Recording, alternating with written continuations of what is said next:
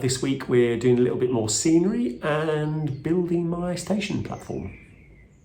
Also this week, my nephew came over to see the railway and you can hear his comments now. This must be one of the most greatest railways I've seen in my life. How the train moves is just so impressive. It is even greater when you consider this lovely Edwardian house from the 1600s and the mixture of the World War I style modern railways and this lovely bridge you see here. Okay, that's what I'm doing. So I want to permanently install this little engine shed, and as you can see, there's no base for me to put it on. So I'm going to use some clay. I've got some terracotta clay, and I'm going to build a little base.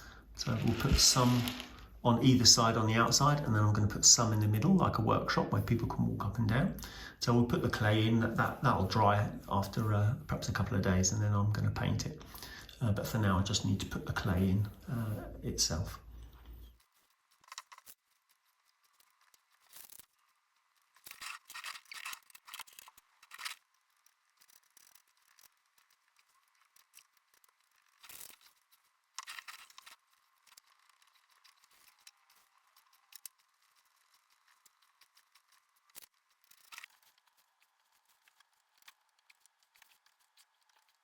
So once I put that in place, I need to check the clearance for the carriages. Okay, and that's slightly hitting still, so I need to move it this way. That way. Okay, that one's clear. And that one is clear, but it's a little bit tight. So let's move that back there. Okay, so that's the correct place for it to be. So now I'm just going to smooth down the clay a bit, and then we can let it dry.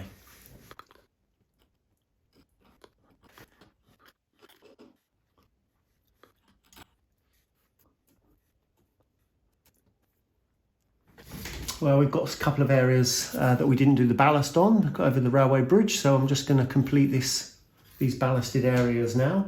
I've nailed the track down, so it'll stay in place.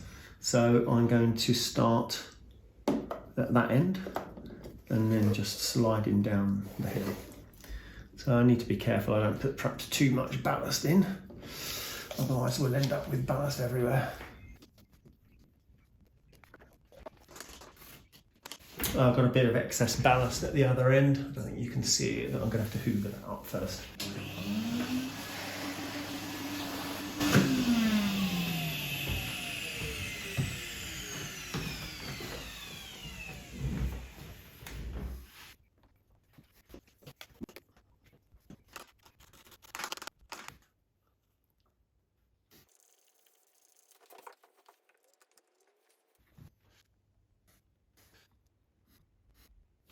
So I'm going to put some ballast on this section here.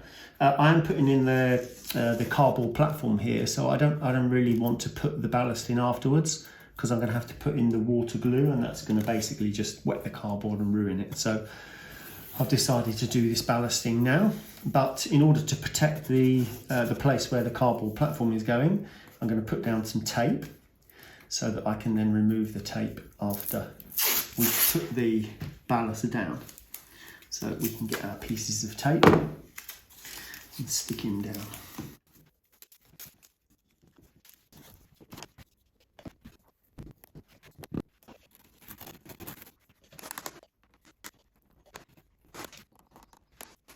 I'm going to put some ground cover down on this area here.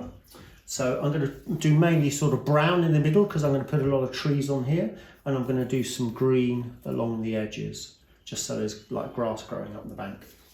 But first we've got to put some glue on. So I'm going to get our glue.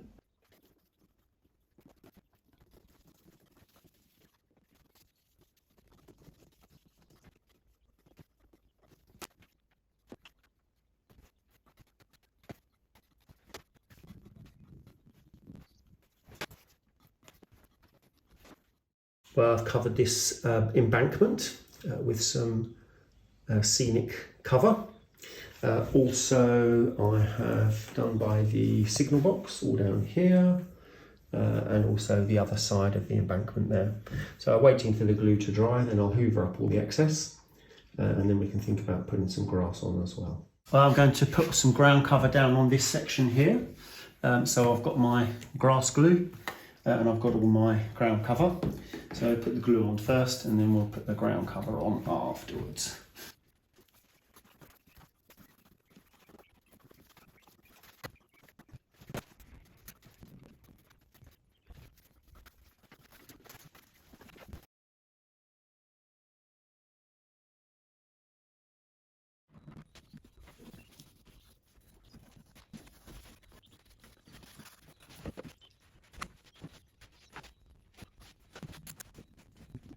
Well, a little trick I just learned off the internet. I'm going to put some grass down here, some static grass. So I'm going to take little bits of glue and just basically put some glue here, and then we'll pick up the static grass onto those little bits of glue. So we'll have grass in different places, sort of growing into the tarmac. And I've got my static grass applicator, and then we just put some, okay, I'm touching the little wire. Okay, I'm going to put some dead grass on as well. I've got a bit of dead. Okay, so we'll let those dry and then we'll hoover off the difference and see all the fibres that are left behind. Well, I hoovered everything off and you can see there how nicely all the little grass is all along the edge there. You can still see the glue is not dry yet, so once that's dry then that'll look really nice. I tried the same technique in the little siding as well, so you see you've got some grass there. So again, the glue's not dry yet, but we'll see how it looks when it dries out. But yeah, it seems to add a little bit to the scene. Well, after operating for a while, I have just found a problem. Can you see this piece of track hasn't gone into the fish plate correctly? So I'm going to need to try and sort that out somehow. I can't take the track out, of course. So I'm going to have to play around with it and see if I can make it work. Well, by some miracle, I've managed to retrieve out the sleeper. So what I'm going to do now is to solder the track together. So then I'll have my electrical join. Well, I've soldered the track together. So it's not the, well, it was a nice clean solder joint, but then I had to fix it. So anyway, hopefully that will work.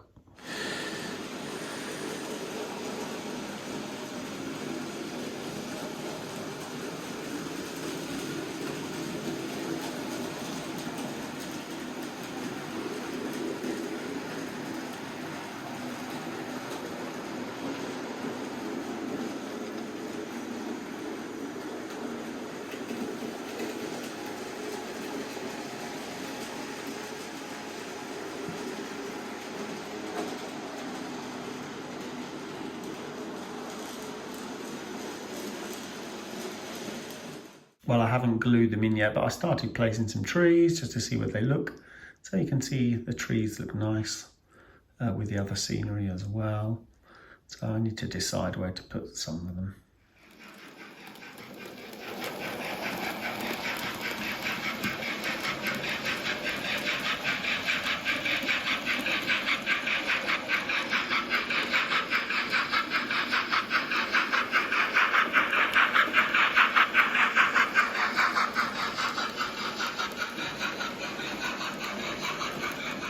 So I've got a bit of a problem with power here. So this line here, I've got power, that's good. But then if I check this line here, there's no power, it's dead. Now, one of these lines is okay. So if I just put the red on there, can you see that inside line is okay? I've got power on that one, but I don't have power on this outside line. So I've got a bit of a problem here. So what I need to do now is I'm going to get a small piece of wire and connect the power, red power, from one of the other lines to cross over to power up this line here. And then that means now that this train will be able to run, because this train will get as far as the point. So, and then basically it will stop there at the moment, because there's just, I don't understand why, I'm not really sure, but I'm going to just put a temporary fix in. So at least it will work. Right, so we've wired up our other side of the track, so we see now if it works okay with the train going over.